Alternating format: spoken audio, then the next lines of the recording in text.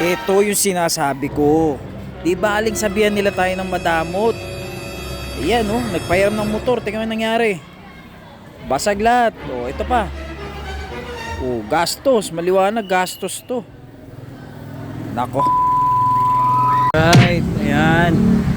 Customer natin si Sir yan. Regular customer natin yan. Sa kasamaan palad.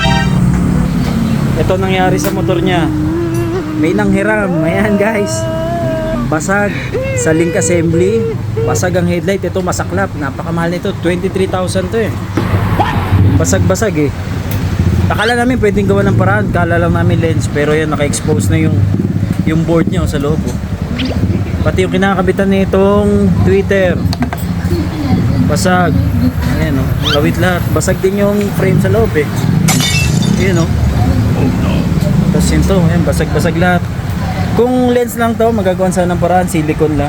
Kasi ang problema rin experience namin sa silicone, pagka hindi maganda pagkaka-silicone mo, nagmo-moist palagi yung ilaw. Yun, pagka na lagi nagmo-moist ang ilaw mo, nag-uumilo lahat ng board. Doon nasisira rin yung lens natin, pati yung ilaw natin. Yan, yung ito pinalitan na natin. Sige, pwede nyo nalisin yan, Joe. Itong Ranger, pinalitan din natin. Yung isa lang nga nasira kasi ito yung sumalpok eh. Yung crash guard na-align. Yan pinukpok natin. Nakuha naman sa align. So yung ilaw pinalitan din ang saklap. Parang 40 to 50,000 din inaabot na ito. Kasi sa ilaw pa lang 23k eh. Binigyan lang natin konting discount si Sir para kahit paano makamenos yung nanghiram ng motor. Ayan. Saklap. Yan guys, yan. Kaya wag na wag tayo magpapairam ng motor. No, Je? Wag na wag tayo magpapairam. Lalo na kung yung motor natin solid yung upgrades.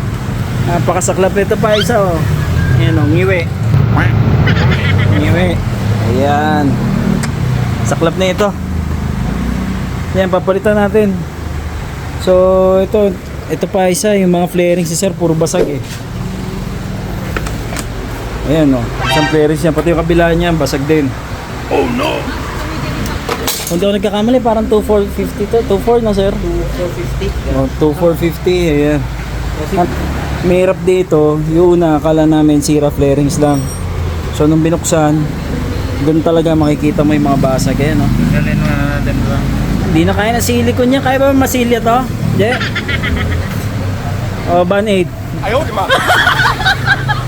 Okay. Okay, ito yung headlight oh. Yun oh. Bukang-buka oh. Pag di mo dinikit to, babahayan ng daga to Sir. Laki ng butas. Kaya wasak din yung maskara.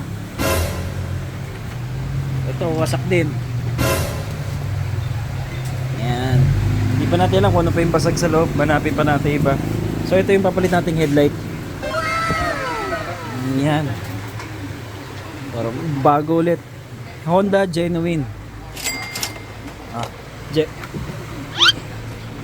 Okay, ito. Ayan, patapos na.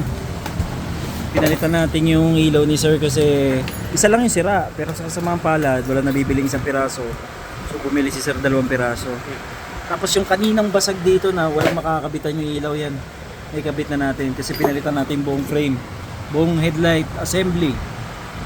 Pinalitan natin. So ito mga natitirang basag. Naka-schedule yan for repair. Ayan, meron nang gagawa niyan. Ewan ko, makukuha pa daw yun sa Masilya. Ito, lalo to.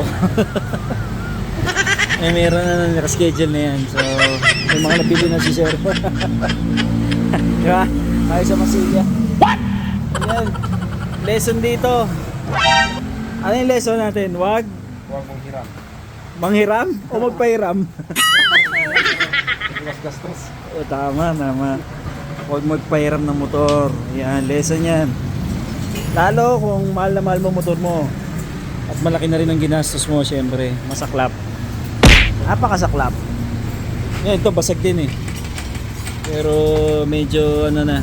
Hindi na rin kaya ng mighty band eh. Oh. Basag. So, papalitan din ni Sir to. Yun lang po mga kaibigan. Isang ano lang yan. Motto of the day. Huwag mo pa pera ng motor. Okay. For more motorcycle parts and accessories, DC Motor Wolf Motor Parts. Okay, magandang gabi.